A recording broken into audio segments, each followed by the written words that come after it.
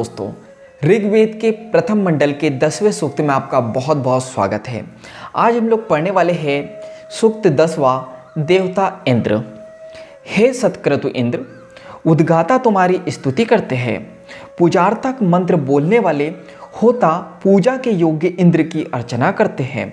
जिस प्रकार बांस के ऊपर नाचने वाले कलाकार बांस को ऊपर उठाते हैं, उसी प्रकार स्तुति करने वाले ब्राह्मण तुम्हारी उन्नति करते हैं। तो यहाँ पे बताया गया है, हे सत्क्रतु इंद्र। सत्क्रतु का मतलब होता है 100 यज्ञ करने वाले व्यक्ति को कहते हैं सत्क्रतु, या फिर श्रेष्ठ कर्म करने वाले व्यक्ति को कहते हैं सत्क्रतु। तो हे सत्क्रतु इंद्र, उद्गाता तुम्हारी स्तुति करते हैं। उद्गाता का मतलब होता है गायन करने वाले व्यक्ति को उद्गाता कहते हैं। तो उद्गाता तुम्हारी स्तुति करते हैं, स्तुति यानी कि प्रार्थना करते हैं। पूजार्थक मंत्र बोलने वाले होता पूजा के योग्य इंद्र की अर्चना करते हैं। यानी यहाँ पे बताया जा रहा है, जो पूजा के योग्य यानी पूजा के जो काबिल मंत्र होते हैं, या जो पूजा के लिए जो मंत्र होते हैं, तो पूजार्थक मंत्र बोलने वाले होता यानी जो पूजा के लिए मंत्र बोलने वाले लोग हैं, पूजा के योग्य यानी पूजा के जो काबिल है इंद्र, तो पूजा के योग्य इंद्र की अर्चना करते हैं, पूजा करते हैं।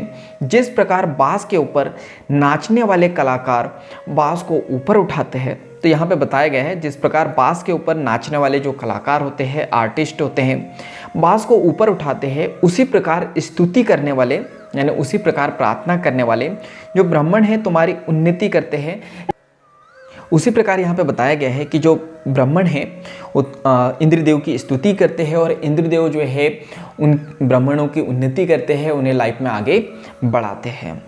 जब यजमान सोमलता खोजने के लिए एक पर्वत से दूसरे पर्वत पर जाता है और सोमयाग रूप अनेक कर्म आरंभ करता है, तब इंद्र उसका प्रयोजन जानते हैं तथा यजमान की इच्छा अनुसार वर्षा करने के लिए मरुदगण के साथ यज्ञ स्थान में आने की तैयारी करते हैं। तो यहाँ पे बताया गया है कि जब यजमान का मतलब पहले भी बताया गया है, यज्ञ करने वाला व्यक्ति या फिर ब्राह्मणों से धार्मिक कृत्य या फिर काम कराने वाले व्यक्ति को जो है यजमान कहा जाता है। तो जब यजमान सोमलता खोजने के लिए, तो सोमलता का मतलब होता है एक उगने वाला जो है कठोर गुच्छेदार झाड़ी जो होती है, उसे सोमलता कहते हैं, जो औषधि के रूप में जो है उपयोग में लाई जाती है। तो जब यजमान सोमलता खोजने के लिए एक पर्वत से दूसरे पर्वत पर जाता है और सोमयाग का मतलब होता है प्राचीन काल में होने वाले यज्ञ को जो है सोमयाग कहते हैं। तो सोमयाग जो सोमरस के लिए किया जाता है, तो सोमयाग रूप अनेक कर्म प्रारंभ करता है, यानी सोमयाग के समान जो है अनेक कर्म यानी कि काम प्रारंभ करता है।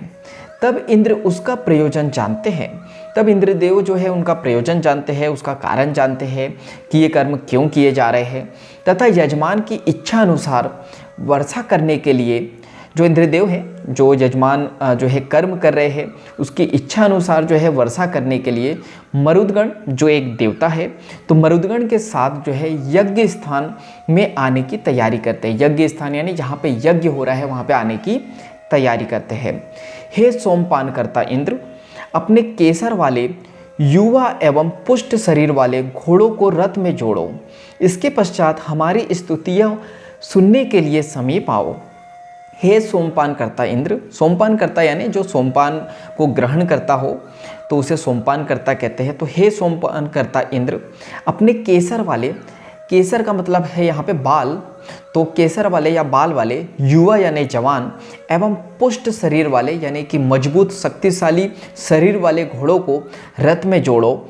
उसके पश्चात यानी कि उसके बाद हमारी स्तुतियों को सुनो, स्तुतियों को यानी हमारी प्रार्थनाओं को सुनो, और सुनने के लिए जो है हमारी प्रार्थनाओं को सुनने के लिए हमारे समीप आओ, यानी कि हमारे करीब आओ, हमारे पास आओ। हे सर्वव्यापक इंद्र, इस यज्ञ में आओ, उद्गाता द्वारा की हुई स्तुति की प्रशंसा करो, अध्वर्यु की स्तुतियों का समर्थन करो और अपने शब्दों से सबको आनंद दो। इसके पश्चात हमारे अन्न के साथ साथ इस यज्ञ को भी बढ़ाओ।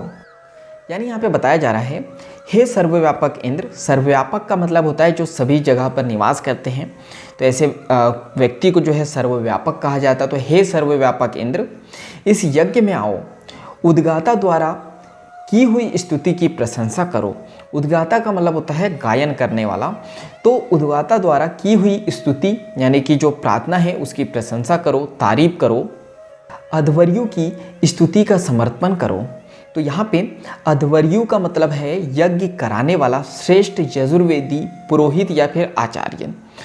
तो अध्वर्यु की स्तुति का समर्पण करो यानी कि प्रार्थना का जो समर्पण करो और अपने शब्दों से सबको आनंद दो। और इंद्रदेव से कहा जा रहा है कि अपने शब्दों से जो है सबको आनंद दो। इसके पश्चात यानी इसके बाद में हमारे अन्न के साथ साथ इस यज्ञ को भी बढ़ाओ। और इंद्रदेव से कहा जा रहा है कि इसके बाद जो है हमारे अन्न को भी बढ़ाओ और जो हम यज्ञ कर रहे हैं इसको भी बढ़ाओ। अगणित शत्रुओं को रोकने वाले इंद्र के लिए गाए गए गीत वृद्धि पाते रहे। इन गीतों के कारण शक्तिशाली इंद्र हमारे पुत्रों एवं मित्रों के मध्य महान शब्द करे। तो यहाँ पे बताया जा रहा है अगणित शत्रुओं को रोकने वाले इंद्र के लिए, यानी अगणित का मतलब है यहाँ पे काउंटलेस, अनगिनत। तो अनगिनत या अगणित शत्रुओं को रोकने वाले इंद्र के लिए जो गाए गए गीत हैं वो जो है वृद्धि पाते रहे हैं, यानी कि उस गीत को गाने से जो है जीवन में वृद्धि मिलती है। इन गीतों के कारण शक्तिशाली इंद्र की कृपा हमारे पुत्रों एवं मित्रों के ऊपर जो है सदा बनी रहती है। हम लोग मैत्री, धन और शक्ति पाने के लिए इंद्र के समीप जाते हैं। बलशाली इंद्र हमें धन प्रदान करके हमारी रक्षा करते हैं। तो यहाँ पे बताया जा रहा है हम लोग जो है मैत्री यानी मित्रता, धन और शक्ति पाने के लिए जो है इंद्रदेव के समीप जाते हैं, पास में जाते हैं। और बलशाली इंद्र जो है हमें धन प्रदान करके हमारी रक्षा करते हैं, यानी हमें प्रोटेक्शन देते हैं। हे इंद्र, तुम्हारे द्वारा दिया हुआ अन्न सर्वत्र फैला हुआ और सुविधापूर्वक मिलने वाला है। हे वज्र धारण करने वाले इंद्र, दूध, घी आदि रस के लाभ के लिए गौशाला का द्वार खोलो और हमें धन प्रदान करो। हे इंद्र, तुम्हारे द्वारा दिया हुआ अन्न सर्वत्र फैला हुआ, यानी यहाँ पे बताया जा रहा है कि हे इंद्र, तुम्हारे द्वारा जो दिया हुआ अन्न है वो सर्वत्र यानी कि हमेशा फैला हुआ है और सुविधापूर्वक जो है मिलने वाला है, यानी बड़ी सरलता से जो है मिल जाता है सुविधा के अनुसार। हे वज्र धारण करने वाले इंद्र, वज्र धारण यानी पहले भी बताया गया है जो इंद्रदेव है उनका जो हथियार है वो वज्र है। तो वज्र धारण करने वाले इंद्र दूध, घी आदि रस के लाभ के लिए जो है गौशाला जहाँ पे गायें रहती है तो गौशाला का द्वार खोलो और हमें जो है धन भी प्रदान करो और दूध, घी आदि रस भी प्रदान करो। हे इंद्र, जिस समय तुम शत्रु का वध करते हो उस समय धरती और आकाश दोनों में तुम्हारी महिमा नहीं समाती। तुम आकाश से जल की वर्षा करो और हमारे लिए गायें दो। तो यहाँ पे बताया जा रहा है हे इंद्र, जिस समय तुम शत्रुओं का वध करते हो यानी दुश्मनों का वध करते हो, दुश्मनों को मारते हो, उस समय धरती और आकाश दोनों में तुम्हारी महिमा जो है नहीं समाती है, तुम्हारी महिमा जो है बहुत फैल जाती है। तुम आकाश से जल की वर्षा करो, यानी आकाश से जो है पानी गिराओ, वर्षा करो और हमारे लिए जो है गाय दो, यानी कि गाय दो जिसे काऊ कहते हैं हम लोग। हे इंद्र, तुम्हारे दोनों कान चारों ओर की बातें सुनने वाले हैं, इसलिए हमारी पुकार जल्दी सुनो। हमारी स्तुतियों को अपने मन में स्थान दो। जिस प्रकार मित्र की बातें स्मरण रहती है उसी प्रकार हमारी ये स्तुति भी अपने पास रखो। यानी हे इंद्र, तुम्हारे दोनों कान जो है चारों ओर की बातें सुन लेते हैं, सुनने वाले हैं, इसलिए हमारी पुकार सुनो, हमारी आवाज़ सुनो, हमारी स्तुतियों को अपने मन में स्थान दो, यानी जो हमारी प्रार्थना है उसे जो है अपने मन में स्थान दो, जगह दो। जिस प्रकार मित्र की बातें स्मरण रहती है, तो स्मरण का मतलब होता है याद। तो जिस प्रकार जो मित्र है, हमारे जो दोस्त है, उसकी बातें हमें याद रहती हैं, उसी प्रकार हमारी ये स्तुतियाँ भी अपने पास रखो, यानी उसी प्रकार जो हमारी प्रार्थना है वो भी अपने पास रखो। हे इंद्र, हम तुम्हें जानते हैं कि तुम मनचाही वर्षा करते हो तथा युद्ध स्थल में हमारी प्रार्थना सुनते हो। तुम समस्त कामनाओं को पूर्ण करने वाले हो। हम हजारों प्रकार के धन देने वाली तुम्हारी रक्षा का आह्वान करते हैं। यानी हे इंद्र, हम तुम्हें जानते हैं कि तुम मनचाही वर्षा करते हो, जैसे हमारा जो मन होता है, जैसा हम चाहते हैं वैसी वर्षा करते हो, तथा युद्ध स्थल में, जहाँ पे युद्ध होता है उसे युद्ध स्थल कहते हैं, तो युद्ध स्थल में हमारी प्रार्थना सुनते हो। तुम समस्त कामनाओं को पूर्ण करने वाले हो, यानी पूरी इच्छाओं को पूर्ण करने वाले हो। हम हजारों प्रकार के धन देने वाली तुम्हारी रक्षा का आह्वान करते हैं, यानी हम जो है हजारों प्रकार के जो धन देते हो आप और हमारी रक्षा करते, तो उसको आह्वान करते हैं हम लोग, उसको आमंत्रित करते हैं। हे इंद्र, तुम हमारे पास शीघ्र आओ। हे कुशिक ऋषि के पुत्र, प्रसन्न होकर सोमपान करो। देवताओं द्वारा प्रशंसनीय यज्ञ कर्म करने के लिए हमारा जीवन बढ़ाओ एवं मुझ ऋषि को हजारों धन वाला बनाओ। यानी हे इंद्र, तुम हमारे पास शीघ्र आओ, यानी कि जल्दी से जल्दी आओ। हे कुशिक ऋषि के पुत्र, प्रसन्न होकर सोमपान करो। प्रसन्न यानी खुश होकर सोमपान करो। सोमपान पहले भी बताया गया है, देवता का जो पीने योग्य पदार्थ होता है उसे सोमपान कहते हैं। तो प्रसन्न होकर सोमपान करो।